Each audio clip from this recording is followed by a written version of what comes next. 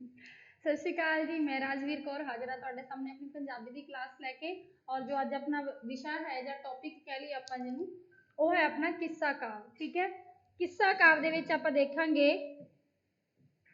कि किस्सा शब्द है जिहड़ा पंजाबी दे विच कित्थों होंद विच आया और किस्सा काव दे विच किस तरह दीयां रचनावां होईयां, किस्सा काव दी विशेषता की है जां आपां कह लईए महत्ता की है, किस तरह किस्सा काव का जन्म होया और किवें किवें किस्सा काव अगे अपने पड़ाव से वधदा गया, जिन्हों तुसीं कह दिंदे हो भी इहदे विच किवें ना किवें परिवर्तन हुंदे गए जां आधुनिक किस्सा काव किस तरह का है। ठीक है, तो पहला आपां इत्थे पढ़दे हां किस्से बारे, जो कुछ गल्लां इत्थे लिख रखियां ने मैं ਉਹਦੇ ਵਿੱਚ ਆਪਾਂ थोड़ी जी नॉलेज लैने हैं ਜਾਂ ਆਪਾਂ कह रही मुढ़ली जानकारी जिन्हों कहते हैं। किस्सा अरबी भाषा का एक शब्द है जिसका अर्थ हुंदा है कथा, कहानी ते बात। तीन शब्द वक्रे वक्रे वरते जाते हैं जिन्होंने तुसीं कह देंगे हो समानार्थक शब्द। ठीक है, अगर मान लो तुहानूं प्रश्न भी आ जाता है कि किस्सा का समानार्थक शब्द की है, तो ये तीन शब्द ने जिहड़े किस्सा शब्द नूं इसकी व्याख्या करते हैं जां इसका समान अर्थ दिंदे ने। किहड़े किहड़े ने? कथा, कहानी जां बात। अगे है जी ईरान विच इसनूं दास्तान कहा जाता है।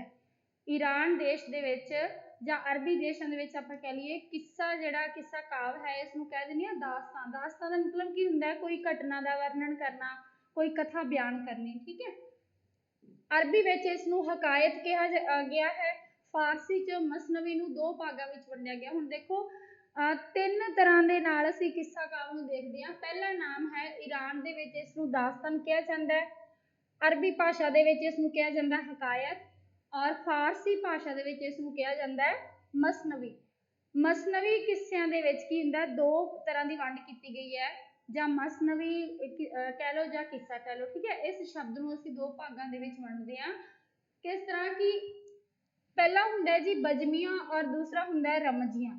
तुसीं पढ़िया होगा बजमियां किस्से वो हुंदे हन जिन्हां दे विच प्रीत की गल की जाती है, प्रीत कथा कहानी पाई जाती है, नायक ते नायिका की प्रीत कथा नूं बयान किया जाता है। ठीक है, और रमजिया दे विच किसी बादशाह के हुनर की जां जागीरदारी की प्रशंसा की जाती है, जिन्हों आपां वार के तौर पर भी कह लैंदे हां। हुण किस्सा राजा रसालू का वो पंजाबी दे विच इहो जिहा किस्सा है जिहदे विच राजा रसालू की प्रशंसा की गई है। किस्सा पूर्ण भगत, ठीक है, उन्होंने विच पूर्ण भगत जी के जीवन बारे दस्सिया गया, उन्होंने प्रशंसा जो आपां कह लीए उन्होंने जीवन की जो व्याख्या सानूं दसी गई है। नैक्सट है पंजाबी च किस्सा फारसी मसनवी के प्रभाव अधीन आया। हुण सब तो वड्डा सवाल ये है कि पंजाबी भाषा दे विच किस्सा कित्थों आया जां किस्सा कथा कहानी ये जिहड़ा शब्द है कित्थों आया, तो असीं लवांगे फारसी दे जिहड़ा शब्द है मसनवी तो होंद दे विच आया। असीं ये जानते हैं कि बाहरी हमलियां दे कारण जो बाहरले आपां कह लीए ਸਾਹਿਤਕਾਰ ਸੀਗੇ, सूफी फकीर संत ਸੀਗੇ, ਉਹ ਪੰਜਾਬ ਦੇ ਵਿੱਚ ਆਏ ਹਮਲਾਵਰਾਂ ਦੇ ਨਾਲ ਔਰ ਉਹ ਇੱਥੇ ਆ ਕੇ ਰਹਿਣ ਲੱਗ ਗਏ। ਇਸ ਦੇ ਨਾਲ ਕੀ ਆ ਉਹਨਾਂ ਦੇ ਨਾਲ ਉਹਨਾਂ ਦੀ ਸਾਹਿਤ ਰਚਨਾਵਾਂ ਵੀ ਉਹਨਾਂ ਦੇ ਨਾਲ ਹੀ ਆ ਗਈਆਂ ਜਾਂ ਉਹਨਾਂ ਨੇ ਆਪਣਾ ਜੋ ਉਹਨਾਂ ਦਾ ਗਿਆਨ ਸੀ ਉਹਨਾਂ ਨੇ ਪੰਜਾਬ ਦੇ ਵਿੱਚ ਵੀ ਵਰਤਣਾ शुरू कर दिता। किस्सा वो लंबी कविता है जिस विच सारे नायक अते नायिका की प्रेम कथा जां वीरता का विस्तार वर्णन होवे। किस्सा दो तरह का हुंदा, मैं पहला भी दस्सिया रमजियां ते बजमियां। ठीक है, उहदे विच नायक नायिका की प्रेम कथा अते किसी राजे महाराजे की वीरता का वर्णन भी हो सकता है। आदर्शक प्रीत जोड़ियां की प्रीत कहानी नूं गाया जाता है। असीं जानते हैं जिन्हां नूं आपां कह लीए बहुत ज़्यादा मन्निया जाता है ना, जां आदर्शक कह लीए कि उन्होंने आदर्श मान लिया जाता, अपने जीवन का आधार मान लिया जाता। किस्सा शब्द पंजाबी की निरोल अपनी घाड़त है। हुण जिहड़ा मसनवी सी बाहरों शब्द असीं चुक्या सी मसनवी, लेकिन पंजाबी लोगों ने जां पंजाबी ਸਾਹਿਤਕਾਰਾਂ ने पंजाबी किस्साकारां ने जां इस रचना नूं लिखण लग्गियां मसनवी शब्द तो पंजाबी दे विच बना लिया किस्सा शब्द। तो किस्सा शब्द पंजाबी भाषा का एक निरोल यानी कि देसी बिल्कुल प्योर अपना शब्द है, मतलब अपनी घाड़त है। पंजाबी विच किस्से नूं आख्यान कहा जाता है। एक ही एक खेतरी बोली पर आधारित है आख्यान, लेकिन असीं वैसे साहित्य भाषा दे विच इहनूं किस्सा ही कहने हैं। ठीक है, ये गल याद रखनी होगा कि पंजाबी दे विच किस्से नूं आख्यान भी कहा जाता है। प्रीत नाल संबंधित किस्से नूं प्रेम आख्यान कहा जाता है। हुण अलग अलग नाम देते इत्थे ਮਸਨਵੀ ਬੈਤ 'ਚ ਲਿਖੀ ਜਾਂਦੀ ਸੀ ਅਤੇ ਸਿਰਫ 2 ਤੁਕਾਂ ਦੀ ਸੀ। ਹੁਣ ਕਿੱਸੇ ਤੇ ਮਸਨਵੀ ਦੇ ਵਿੱਚ ਕੀ ਡਿਫਰੈਂਸ ਸੀ, ਕੀ ਫਰਕ ਸੀ, ਆਪਾਂ ਕਹਿ ਲਈਏ ਕਿ ਜੋ ਮਸਨਵੀ ਸੀ ਫਾਰਸੀ ਭਾਸ਼ਾ ਦੇ ਵਿੱਚ ਲਿਖੀ ਜਾਂਦੀ ਰਚਨਾ, ਉਹ ਬੈਤ ਛੰਦ ਦੇ ਵਿੱਚ ਲਿਖੀ ਜਾਂਦੀ ਸੀ। ਬੈਤ ਛੰਦ ਦੇ ਵਿੱਚ ਅਕਸਰ 4 ਤੁਕਾਂ ਹੁੰਦੀਆਂ, ਮੈਂ ਕਰਵਾਏ ਹੋਏ ਛੰਦ ਉਹਦੇ ਵਿੱਚ ਮੈਂ ਦੱਸਿਆ ਕਿ ਅਕਸਰ 4 ਤੁਕਾਂ ਹੁੰਦੀਆਂ, ਲੇਕਿਨ ਫਿਰ ਵੀ ਮਸਨਵੀ ਜੋ ਲਿਖਿਆ ਜਾਂਦਾ ਸੀ ਉਹਨੂੰ ਬੈਤ ਛੰਦ ਦੇ ਆਧਾਰ ਤੇ ਲਿਖਿਆ ਜਾਂਦਾ ਸੀ, ਲੇਕਿਨ 2 ਤੁਕਾਂ ਦਾ ਹੀ ਪ੍ਰਯੋਗ ਕੀਤਾ ਜਾਂਦਾ ਸੀ।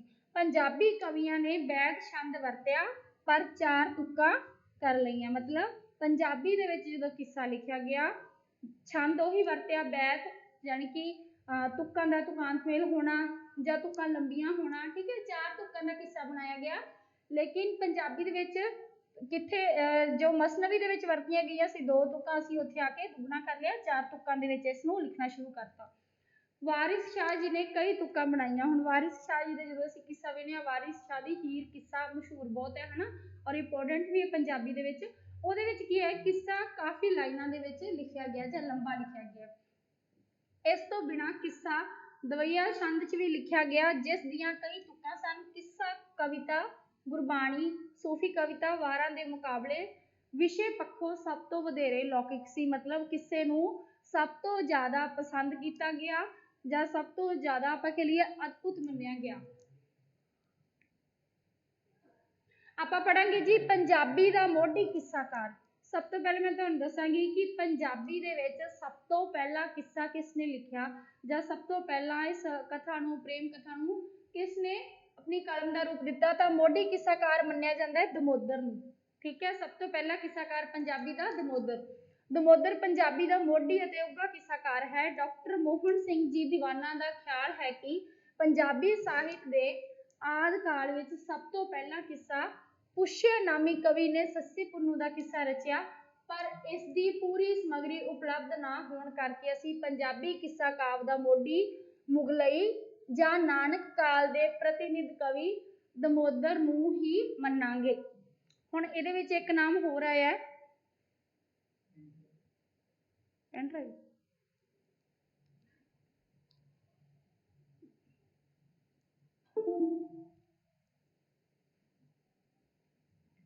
ਹੁਣ ਇਸ ਦੇ ਵਿੱਚ ਕੀ ਹੈ ਕਿ ਇੱਕ ਨਾਮ ਹੋਰ ਆਇਆ, ਕਿਹੜਾ, ਪਹਿਲਾ ਕਿੱਸਾ ਪੁੱਛਿਆ ਨਾਮ ਕਵੀ ਨੇ ਲਿਖਿਆ ਸੀ, ਲੇਕਿਨ ਇਸ ਕਿੱਸੇ ਦੀ ਪੂਰੀ ਸਮੱਗਰੀ ਕਹਿ ਲਓ ਜਾਂ ਇਸ ਦੀ ਰਚਨਾ ਕਹਿ ਲਓ ਸਾਡੇ ਹੱਥ ਨਾ ਲੱਗਣ ਕਰਕੇ ਇਸ ਰਚਨਾ ਨੂੰ ਅਸੀਂ ਅਧੂਰਾ ਮੰਨਿਆ, ਜਿਸ ਕਰਕੇ ਅਸੀਂ ਇਸ ਕਵੀ ਨੂੰ ਪੰਜਾਬੀ ਕਿੱਸਾਕਾਰ ਦਾ ਮੋਢੀ ਨਹੀਂ ਕਹਿ ਸਕੇ।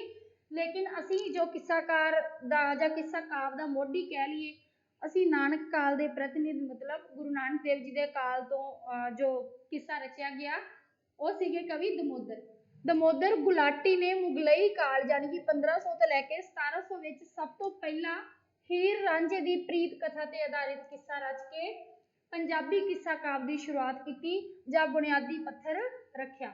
ਦਮੋਦਰ ਕੌਣ ਸੀ, ਕਿੱਥੋਂ ਦਾ ਰਹਿਣ ਵਾਲਾ ਸੀ, ਇਸ ਸੰਬੰਧੀ ਉਸਨੇ ਆਪ ਹੀ ਕਿੱਸੇ ਦੇ ਵਿੱਚ ਜ਼ਿਕਰ ਕੀਤਾ ਹੈ।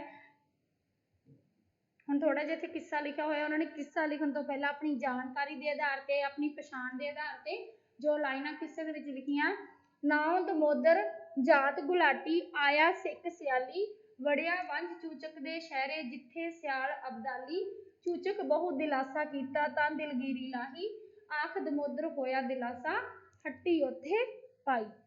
ਠੀਕ ਹੈ, ਇਸ ਕਿੱਸੇ ਤੋਂ ਪਤਾ ਲੱਗ ਰਿਹਾ ਹੈ ਕਿ ਜੋ ਦਮੋਦਰ ਜੀ ਸੀਗੇ ਜਾਂ ਦਮੋਦਰ ਕਿੱਸਾ ਕਵੀ ਸੀਗੇ ਉਹ ਗੁਲਾਟੀ ਜਾਤ ਦੇ ਨਾਲ ਸੰਬੰਧਿਤ ਸੀਗੇ। ਉਹਨਾਂ ਨੇ ਆਪਦਾ ਨਾਮ ਦਮੋਦਰ ਦੱਸਿਆ ਔਰ ਸਿੱਖ ਸਿਆਲਾਂ ਯਾਨੀ ਕਿ ਸਿਆਲਾਂ ਦੇ ਵਿੱਚ ਉਹ ਆਇਆ ਲੱਗਦਾ ਹੈ, ਔਰ ਕੀ ਹੈ ਸ਼ਹਿਰ ਚੂਚਕ ਦੇ ਸ਼ਹਿਰ ਦੇ ਵਿੱਚ ਉਹ ਚਲਾ ਗਿਆ ਸੀ।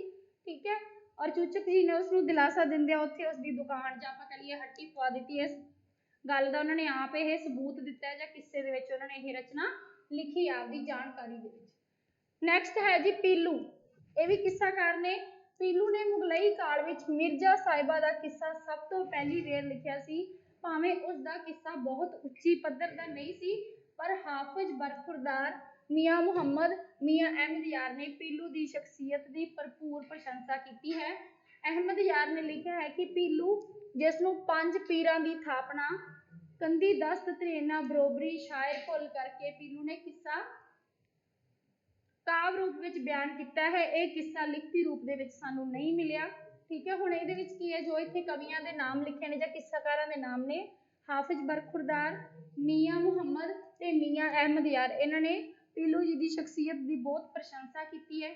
ਉਹ ਮੰਨਦੇ ਹਨ ਕਿ ਜੋ ਪੀਲੂ ਹੈ ਉਹਨਾਂ ਨੂੰ ਪੰਜਾਂ ਪੀਰਾਂ ਦੀ ਥਾਪਨਾ ਹੈ, ਮਤਲਬ ਉਹਨਾਂ ਨੂੰ ਪੰਜਾਂ ਪੀਰਾਂ ਦਾ ਜੋ ਵੀ ਆਸ਼ੀਰਵਾਦ ਮਿਲਿਆ ਹੋਇਆ ਹੈ। ਔਰ ਉਹਨਾਂ ਦੀ ਜੋ ਸ਼ਾਇਰੀ ਹੈ, ਪੀਲੂ ਸ਼ਾਇਰ ਹੈ, ਜੋ ਉਹਨਾਂ ਦੀ ਸ਼ਾਇਰੀ ਉਹਦੀ ਬਰਾਬਰੀ ਕੋਈ ਨਹੀਂ ਅੱਜ ਤੱਕ ਕਰ ਸਕਿਆ। ਇਸ ਨੂੰ 20ਵੀਂ ਸਦੀ ਵਿੱਚ ਸਭ ਤੋਂ ਪਹਿਲਾਂ ਇੱਕ ਅੰਗਰੇਜ਼ ਵਿਦਵਾਨ ਨੇ ਕਿੱਸੇ ਮਰਾਸੀ ਤੋਂ ਸੁਣ ਕੇ ਲਿਖਿਆ ਸੀ। ਕਿਸੇ ਮਰਾਸੀ ਦੁਆਰਾ ਪੀਲੂ ਦਾ ਕਿੱਸਾ ਗਾਇਆ ਗਿਆ ਸੀ ਔਰ ਇੱਕ ਅੰਗਰੇਜ਼ ਵਿਦਵਾਨ ਨੇ ਇਸ ਕਿੱਸੇ ਨੂੰ ਲਿਖਿਆ। ਮਾਝੀ ਪੰਜਾਬੀ ਦੀ ਵਰਤੋਂ ਕੀਤੀ ਹੈ। ਉਸ ਦੇ ਕਿੱਸੇ ਦੀਆਂ ਕਈ ਕਾਵ ਸਤਰਾਂ ਅਖਾਣ ਬਣ ਜਾਣ ਦੀ ਸ਼ਕਤੀ ਰੱਖਦੀਆਂ ਹਨ। ਸਾਹਿਬਾਂ ਦੀ ਸੁੰਦਰਤਾ ਬਿਆਨਣ ਲੱਗਿਆਂ ਅਤਕਥਨੀ ਤੋਂ ਕੰਮ ਲਿਆ ਗਿਆ ਹੈ। ਹੁਣ ਆ ਜੋ ਕਿੱਸਾ ਲਿਖਿਆ ਹੈ ਇੱਥੇ, ਇਹ ਪੀਲੂ ਜੀ ਦਾ ਕਿੱਸਾ ਹੈ। ਪੀਲੂ ਜੀ ਨੇ ਰਚਨਾ ਕੀਤੀ ਸੀ ਮਿਰਜ਼ਾ ਸਾਹਿਬਾ, ਠੀਕ ਹੈ। ਦਮੋਦਰ ਨੇ ਲਿਖੀ ਸੀ ਦਮੋਦਰ ਦੀ ਹੀਰ। ਸਭ ਤੋਂ ਪਹਿਲਾ ਕਿੱਸਾਕਾਰ ਦਮੋਦਰ ਔਰ ਸੈਕਿੰਡ ਜਾਂ ਦੂਸਰਾ ਕਹਿ ਲਓ ਪੀਲੂ। ਇੱਥੇ ਜੋ ਕਿੱਸਾ ਵਰਤਿਆ ਆਪਾਂ ਵੇਖਦੇ ਹਾਂ। ਸਾਹਿਬਾ ਗਈ ਤੇਲ ਨੂੰ ਗਈ ਪਸਾਰ ਦੀ ਹੱਟ, ਫੜ ਨਾ ਜਾਣੇ ਤੱਕੜੀ ਹਾੜ ਨਾ ਜਾਣੀ ਵੱਟ, ਤੇਲ ਭੁਲਾਵੇ ਭੁੱਲਾ ਬਾਣੀਆਂ, ਦਿੱਤਾ ਸ਼ਹਿਦ ਉਲਟ, ਵਣਜ ਗਵਾਲੇ ਬਾਣੀਆਂ, ਬਲਦ ਗਵਾਲੇ ਜੱਟ। ਇਸ ਕਿੱਸੇ ਦੇ ਵਿੱਚ ਪੀਲੂ ਜੀ ਨੇ ਜੋ ਅਤਕਥਨੀ ਵਰਤੀ ਹੈ ਜਾਂ ਆਪਾਂ ਕਹ ਲਈਏ ਰਸ ਵਰਤਿਆ ਹੈ, ਅਲੰਕਾਰ ਜੋ ਛੰਦ ਵਰਤੇ ਨੇ, ਉਹ ਆਪਣੇ ਆਪ ਦੇ ਵਿੱਚ ਬਿਲਕੁਲ ਅਦਭੁਤ ਨੇ ਜਾਂ ਪ੍ਰਸ਼ੰਸਾ ਦੇ ਲਾਇਕ ਨੇ। ਔਰ ਕਿੱਸਾ ਦੇਖੋ ਪੰਜਾਬੀ ਮਾਝੀ ਬੋਲੀ ਦੇ ਵਿੱਚ, ਠੀਕ ਹੈ, ਟਕਸਾਲੀ ਪੰਜਾਬੀ ਦੇ ਵਿੱਚ ਉਹਨਾਂ ਨੇ ਕਿੱਸਾ ਲਿਖਿਆ ਸੀ ਮਿਰਜ਼ਾ ਸਾਹਿਬਾ।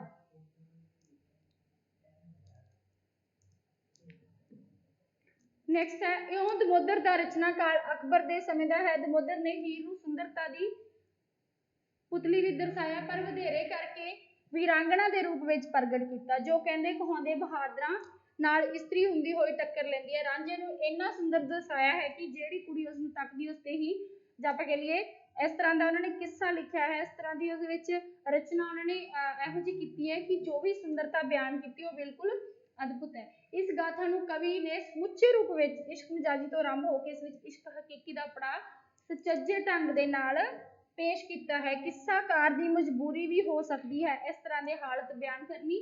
ਉਸ ਸਮੇਂ ਦੀ ਸਮਾਜਿਕ ਹਾਲਤ ਅਨੁਸਾਰ ਪ੍ਰਵਾਨਗੀ ਲਈ ਇਹ ਜ਼ਰੂਰੀ ਹੈ। ਸਾਰਾ ਕਿੱਸਾ ਵਾਰਤਾਲਾਪੀ ਢੰਗ ਨਾਲ ਬਿਆਨ ਕੀਤਾ ਗਿਆ ਹੈ। ਵਾਰਤਾਲਾਪੀ ਢੰਗ ਨਾਲ ਮਤਲਬ ਗੱਲਬਾਤ ਦੇ ਅਕੋਰਡਿੰਗ ਕਿੱਸਾ ਲਿਖਿਆ ਗਿਆ ਹੈ।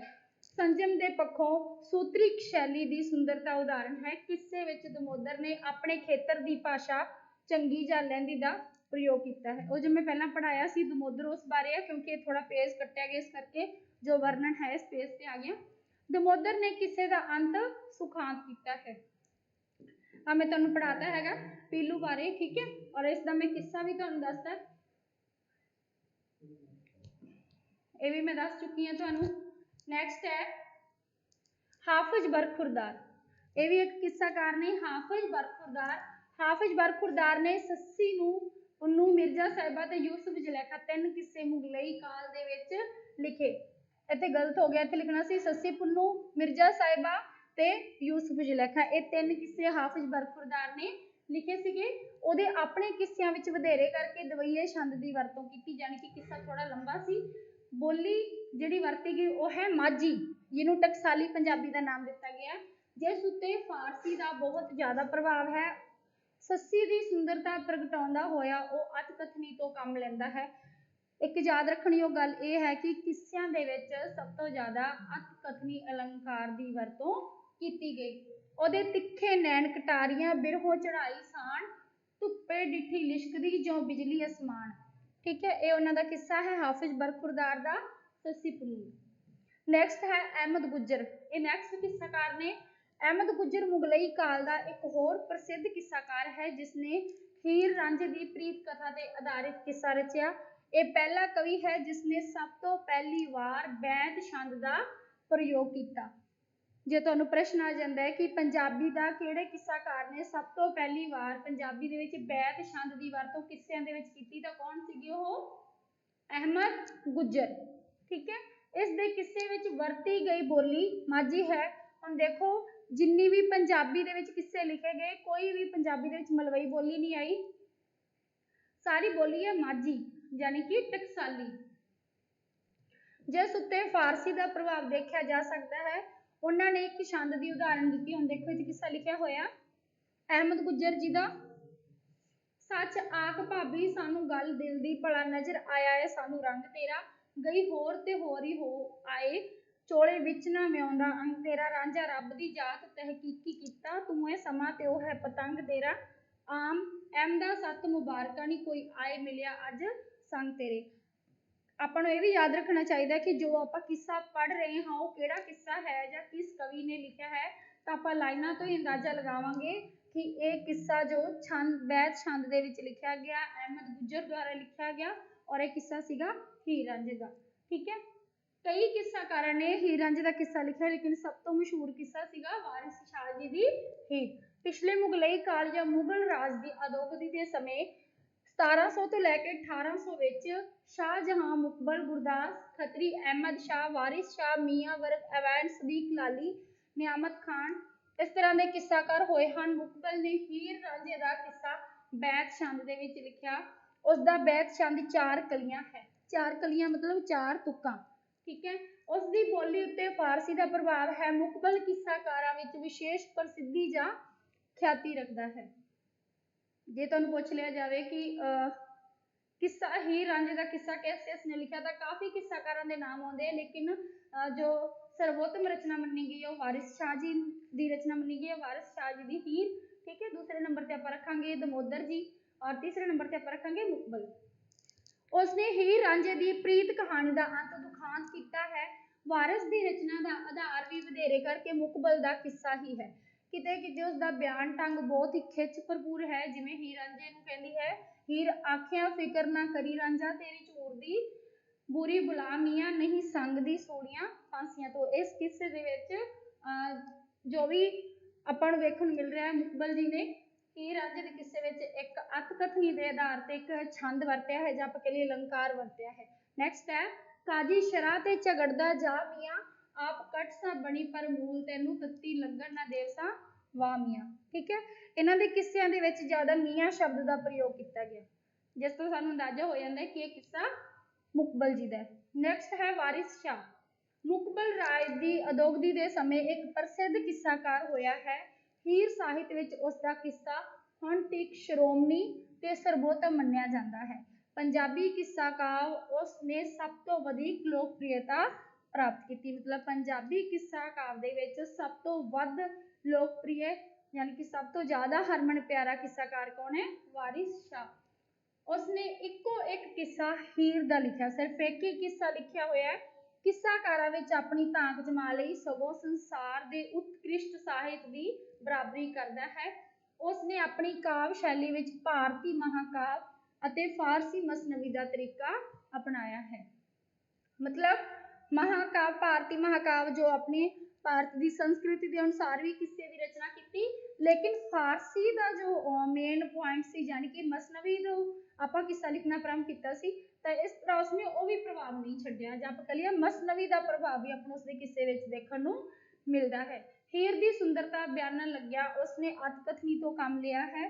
ਛੰਦ ਪ੍ਰਬੰਧ ਦੇ ਪੱਖ ਤੋਂ ਉਸਨੇ ਬਹੁਤ ਕਲੀਆਂ ਬੈਂਤ ਸਫਲਤਾਪੂਰਵਕ ਨਿਭਾਇਆ ਹੈ। ਮਤਲਬ ਬੈਂਤ ਛੰਦ ਦੇ ਵਿੱਚ ਲਿਖਿਆ ਹੋਇਆ ਕਿੱਸਾ ਬਹੁਤ ਹੀ ਜ਼ਿਆਦਾ ਛੰਦ ਦੇ ਪੱਖ ਤੋਂ ਬਹੁਤ ਵਧੀਆ ਕਹਿ ਲਈਏ, ਰਚਨਾ ਦੇ ਪੱਖ ਤੋਂ, ਸ਼ੈਲੀ ਦੇ ਪੱਖ ਤੋਂ, ਠੀਕ ਹੈ, ਲੇਕਿਨ ਬਹੁਤ ਕਲੀਆਂ ਦੇ ਵਿੱਚ ਯਾਨੀ ਕਿ ਅਲੱਗ-ਅਲੱਗ ਟੋਟਿਆਂ ਦੇ ਵਿੱਚ ਸਾਰਾ ਕਿੱਸਾ ਨਾਟਕੀ ਢੰਗ ਨਾਲ ਬਿਆਨ ਕੀਤਾ ਹੈ।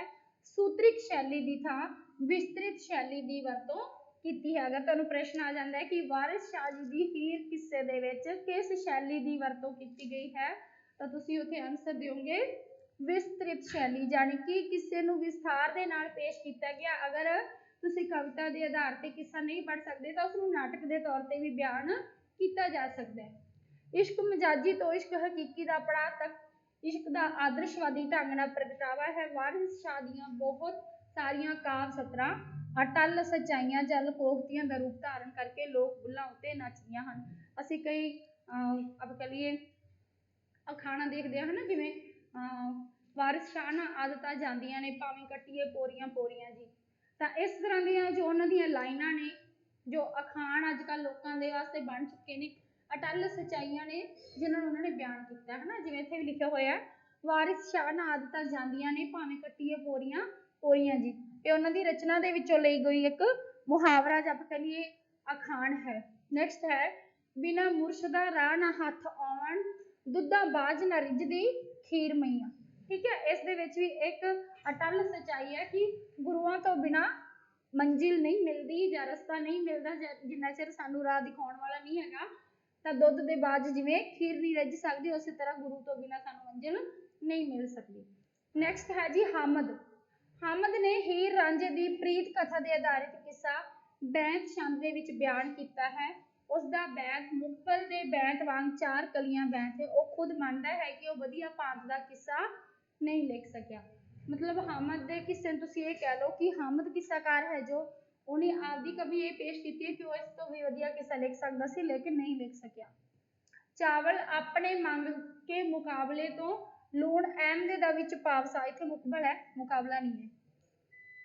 चावल अपने मंग के मुकबले तो लूण अहमदे दा विच पावसा, मैं क्यों हट गुरदास दा विच पासा, खिचड़ी जोड़ के देश रिझावसा मैं। उन्होंने आपकी कमी दसी है कि मैं जो किस्सा लिखा वो मैं कितों चकिया, यानी कि चौड़ मतलब जो छंद से वरत्या गया मुकबला जो मुकबल कवि है या किस्साकार उन्होंने अहमद लूण मतलब की हो गया इत्थे जो भी उन्होंने शब्द वरते ने है ना वो अहमद गुज्जर जी के किस्से विचों चक ले। ठीक है। अगे नैक्सट उन्होंने जो गुरदास जी के वारां दे विच थोड़ा बहुता आप कह लीए शब्द अंश सीगा या शब्दांश सीगा वो चक लिया। ठीक है। इस तरह कहने मैं किस्सा जो लिखिया है वो मेरा आप दी रचना नहीं है, यानी कि मिली जुली रचना है। इस तो इलावा मुकबल राज दी अदोगदी दे विच गुरदास खत्री ने हीर रांझा, नियामत खान ने लैला मजनू, मौलवी नूर मुहम्मद ने चंद्र बदर म्यार, मौलवी अब्दुल हमीद ने यूसुफ जुलेखा आदि किस्से रच के पंजाबी किस्सा काम को खुशहाल या अमीर बनाया है। नैक्सट है जी हाशम शाह।